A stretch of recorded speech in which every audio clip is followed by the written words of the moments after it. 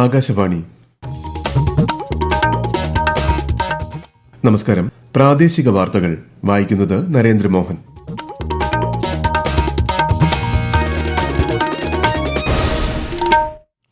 പ്രധാന വാർത്തകൾ. PV Anwar Nilambur MLA സ്ഥാനം രാജിവെച്ചു. നിയമസഭാ സ്പീക്കർ AN ഷംസീറിന് അദ്ദേഹം രാജിക്കത്ത് കൈമാറി.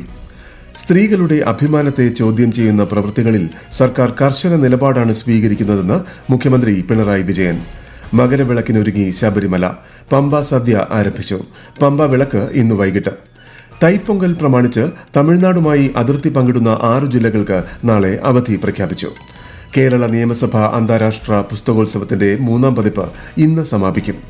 ISL ഫുട്ബോളിൽ ഇന്ന് കൊച്ചിയിൽ കേരള ബ്ലാസ്റ്റേഴ്സ് ഒഡീഷ FCയെ നേരിടും.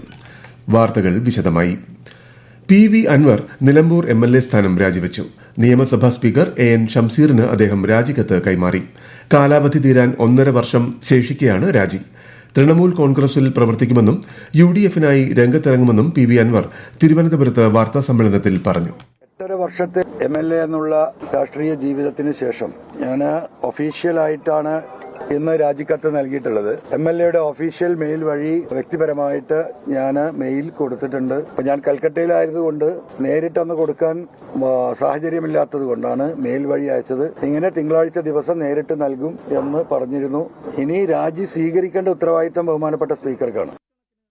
PV അൻവറിന്റെ പാർട്ടി മാറ്റം ഒരു രാഷ്ട്രീയ ചലനവും കേരളത്തിൽ ഉണ്ടാക്കില്ലെന്ന് CPIM സംസ്ഥാന സെക്രട്ടറി MV ഗോവിന്ദൻ പറഞ്ഞു. വാചക കസർത്ത് കൊണ്ടൊന്നും കാര്യമില്ല. അൻവർ ഒടുവിൽ ചേരുക UDF-ൽ തന്നെയാകുമെന്നും MV ഗോവിന്ദൻ കോഴിക്കോട് മാധ്യമങ്ങളോട് പറഞ്ഞു.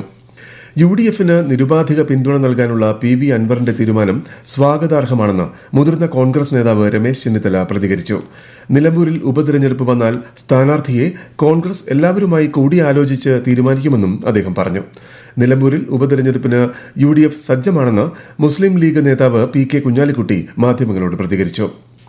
സ്ത്രീകളുടെ അഭിമാനത്തെ ചോദ്യം ചെയ്യുന്ന പ്രവൃത്തികളിൽ സർക്കാർ കർശന നിലപാടാണ് സ്വീകരിക്കുന്നതെന്ന് മുഖ്യമന്ത്രി പിണറായി വിജയൻ. CPIM ആലപ്പുഴ ജില്ലാ സമ്മേളനത്തിന്റെ സമാപന സമ്മേളനത്തിൽ സംസാരിക്കുകയായിരുന്നു അദ്ദേഹം. പൊതുവിടങ്ങളിൽ സ്ത്രീകൾ സുരക്ഷിതരായിരിക്കണം. ഇതിനെതിരായ നീക്കം ആരുടെ ഭാഗത്തു നിന്നുമുണ്ടായാലും കർശനമായി നേരിടുമെന്നും മുഖ്യമന്ത്രി പറഞ്ഞു. മകരവിളക്കിനൊരുങ്ങി ശബരിമല സന്നിധാനവും പരിസര പ്രദേശങ്ങളും. പമ്പ സദ്യ ആരംഭിച്ചു. പമ്പ വിളക്ക് ഇന്ന് വൈകിട്ട്. കൂടുതൽ വിവരങ്ങളുമായി ആകാശവാണി പത്തനംതിട്ട ജില്ലാ പ്രതിനിധി ശ്രീജി S. ശ്രീധർ. നാളെ രാവിലെ 10-ന് ശേഷം പമ്പയിൽ നിന്ന് തീർത്ഥാടകരെ സന്നിധാനത്തേക്ക് കയറ്റിവിടില്ല. തിരുവാഭരണ പേടക വാഹകർ മല കയറിയ ശേഷം മാത്രമേ പ്രവേശനം അനുവദിക്കൂ. വൈകിട്ട് ദീപാരാധനയ്ക്ക് ശേഷമാകും 18ാം പടി കയറാൻ അനുവദിക്കുക. മകരവിളക്കിന് മുന്നോടിയായുള്ള ശുദ്ധിക്രിയകൾ സന്നിധാനത്ത് തന്ത്രിയുടെ കാർമ്മികത്വത്തിൽ പുരോഗമിക്കുകയാണ്. മകരവിളക്കിന് മുന്നോടിയായുള്ള പ്രധാന ചടങ്ങായ പമ്പ സദ്യ ആരംഭിച്ചു. എല്ലാ വിഭവങ്ങളും പായസവും ചേർന്ന സദ്യ ആദ്യം അയ്യപ്പസ്വാമിക്ക് വിളമ്പി. പിന്നെ ഭക്തരും പങ്കാളികളായി. വൈകിട്ട് 6-ന് പമ്പയിൽ ദീപം തെളിച്ച് പമ്പ വിളക്കും നടക്കും. മകരജ്യോതി ദർശിച്ച ശേഷം പുല്ലുമേട് നിന്നും സന്നിധാനത്തേക്ക് തീർത്ഥാടകരെ കടത്തിവിടില്ലെന്ന് ഇടുക്കി ജില്ലാ കളക്ടർ V. വിഘ്നേശ്വരി അറിയിച്ചു. വന്യമൃഗങ്ങളുടെ സഞ്ചാരപാതയിൽ രാത്രിയാത്ര അനുവദിക്കില്ല. തീർത്ഥാടകർ പുല്ലുമേട്ടിൽ മകരവിളക്ക് ദർശിച്ച ശേഷം തിരികെ സത്രത്തിലേക്ക് മടങ്ങണം. തിരുവനന്തപുരം രാജ്യാന്തര വിമാനത്താവളത്തിലെ റൺവേയുടെ നവീകരണ പ്രവൃത്തികൾ നടക്കുന്നതിനാൽ നാളെ മുതൽ പകൽ സമയം റൺവേ അടച്ചിടും. രാവിലെ 9 മുതൽ വൈകിട്ട് 6 മണി വരെയാണ് റൺവേ അടച്ചിടുക. വയനാട് പുൽപ്പള്ളി അമരക്കുനിക്കും ദേവർഗദ്ദയ്ക്കും സമീപം വീണ്ടും കടുവയിറങ്ങിയതോടെ പ്രദേശത്ത് ജാഗ്രത തുടരുന്നു. വനംവകുപ്പ് തിരച്ചിൽ ആരംഭിച്ചിട്ടുണ്ട്. കാപ്പിസെറ്റ്, തൂപ്ര, അമരക്കുനി പ്രദേശത്തെ ജനങ്ങൾ ജാഗ്രത പാലിക്കണമെന്നും നിർദ്ദേശിച്ചു. സ്കൂളുകൾക്ക് അവധി പ്രഖ്യാപിച്ചു. ഈ വാർത്തകൾ ആകാശവാണിയിൽ നിന്ന്. ആകാശവാണി വാർത്തകളും വാർത്താ അധിഷ്ഠിത പരിപാടികളും All India Radio News Thiruvananthapuram YouTube ചാനലിലും All India Radio News Thiruvananthapuram Facebook പേജിലും AIR News _തിരുവനന്തപുരം ഇൻസ്റ്റഗ്രാം അക്കൌണ്ടിലും AIR News _TVM X ഹാൻഡിലും ലഭ്യമാണ്. തൈപ്പൊങ്കൽ പ്രമാണിച്ച് സംസ്ഥാനത്തെ 6 ജില്ലകൾക്ക് നാളെ അവധി പ്രഖ്യാപിച്ചു. തിരുവനന്തപുരം, കൊല്ലം, പത്തനംതിട്ട, ഇടുക്കി, പാലക്കാട്, വയനാട് ജില്ലകൾക്കാണ് അവധി. തമിഴ്നാടുമായി അതിർത്തി പങ്കിടുന്ന ജില്ലകൾക്കാണ് അവധി പ്രഖ്യാപിച്ചിരിക്കുന്നത്. തമിഴ്നാട്ടിലെ കാർഷിക ഉത്സവമായ പൊങ്കൽ ആഘോഷങ്ങൾക്ക് തുടക്കമായി. മകരമാസം 1-ാം തീയതിയായ നാളെയാണ് തൈപ്പൊങ്കൽ. വിശദാംശങ്ങളുമായി ആകാശവാണി ഇടുക്കി ജില്ലാ പ്രതിനിധി രതീഷ് കൃഷ്ണ. മലയാളികൾക്ക് ഓണം എന്നതുപോലെയാണ് തമിഴ്നാട്ടുകാർക്ക് തൈപ്പൊങ്കൽ. മാർഗഴി മാസത്തിന്റെ അവസാന ദിവസമായ ഇന്ന് ഭോഗി പൊങ്കാലയോടെ ആഘോഷങ്ങൾക്ക് തുടക്കമായി. രണ്ടാം ദിവസമായ നാളെയാണ് തൈപ്പൊങ്കൽ. വർണ്ണാഭമായ കോലം മുറ്റത്തൊരുക്കും. ബുധനാഴ്ചയാണ് മാട്ടുപ്പൊങ്കൽ. പ്രധാനമായും കർഷകരാണ് ഭക്തിനിർഭരമായി മാട്ടുപ്പൊങ്കൽ ആഘോഷിക്കുന്നത്. ഈ ദിവസമാണ് ജല്ലിക്കെട്ട് നടക്കുക. നാലാം ദിവസമായ വ്യാഴാഴ്ച ആഘോഷത്തിന് സമാപനം കുറിച്ച് കാണും പൊങ്കൽ നടക്കും. ബന്ധുക്കളും സുഹൃത്തുക്കളും ഒത്തുകൂടുകയും സമ്മാനങ്ങൾ നൽകുകയും ചെയ്യുന്നത് കാണും പൊങ്കൽ ദിവസമാണ്. തമിഴ്നാടുമായി അതിർത്തി പങ്കിടുന്ന തിരുവനന്തപുരം, ഇടുക്കി, പാലക്കാട് എന്നിവിടങ്ങളിലെ ഗ്രാമങ്ങളിലും പൊങ്കൽ ആഘോഷം നടക്കും. കുസാറ്റിൽ നാളെയും മറ്റന്നാളും നടക്കുന്ന ഉന്നത വിദ്യാഭ്യാസ കോൺക്ലേവ് സംസ്ഥാനത്തിന്റെ ഉന്നത വിദ്യാഭ്യാസ രംഗത്തെ നാഴികക്കല്ലായി മാറുമെന്ന് മന്ത്രി ആർ ബിന്ദു പറഞ്ഞു. കോൺക്ലേവിന് മുന്നോടിയായി സംഘടിപ്പിച്ച ശില്പശാല കൊച്ചിയിൽ ഉദ്ഘാടനം ചെയ്യുകയായിരുന്നു മന്ത്രി. നാളെ രാവിലെ മുഖ്യമന്ത്രി പിണറായി വിജയൻ കോൺക്ലേവ് ഉദ്ഘാടനം ചെയ്യും.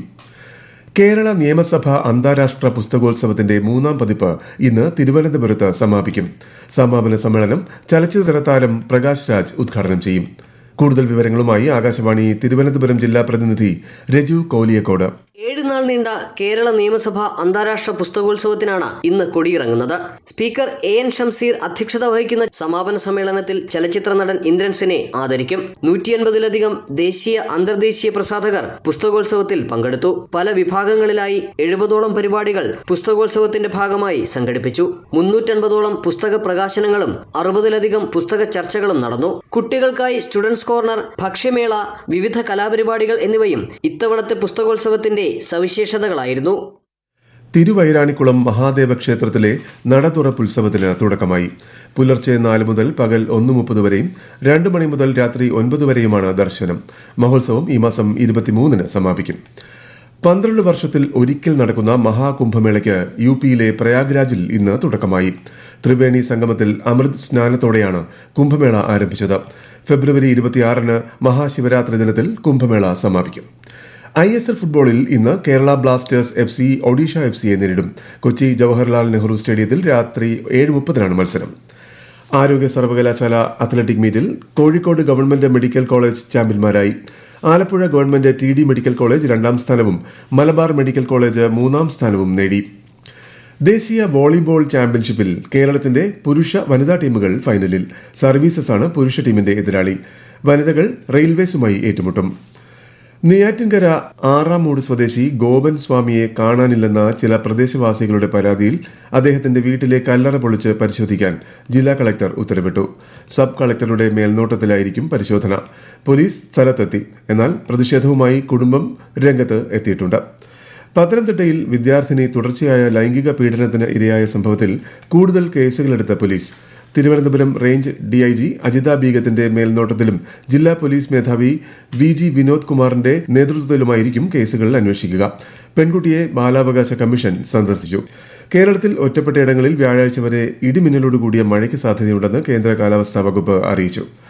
ഗാന്ധിജി അയ്യങ്കാളി കൂടിക്കാഴ്ചയ്ക്കും ഗാന്ധിജിയുടെ വെങ്ങാനൂർ പ്രസംഗത്തിനും നാളെ 88 വർഷം തികയും. 1937 ജനുവരി 14-നായിരുന്നു ചരിത്രത്തിൽ ഇടം നേടിയ കൂടിക്കാഴ്ച.